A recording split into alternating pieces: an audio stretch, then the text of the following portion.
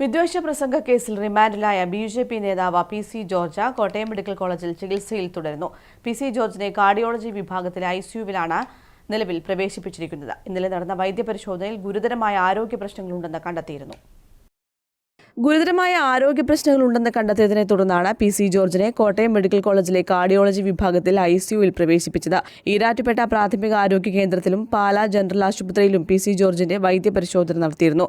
പരിശോധനയിൽ ECG വ്യതിയാനമുണ്ടെന്ന് കണ്ടെത്തിയതിനാൽ ഡോക്ടർമാർ medical കോളേജിലെ തീവ്രപരിചരണ വിഭാഗത്തിലേക്ക് മാറ്റാൻ നിർദ്ദേശിക്കുകയായിരുന്നു. ആരോഗ്യനിലയിൽ പുരോഗതിയുണ്ടെങ്കിൽ പി.സി. ജോർജിനെ പാലാ സബ് ജയിലിലേക്ക് മാറ്റും.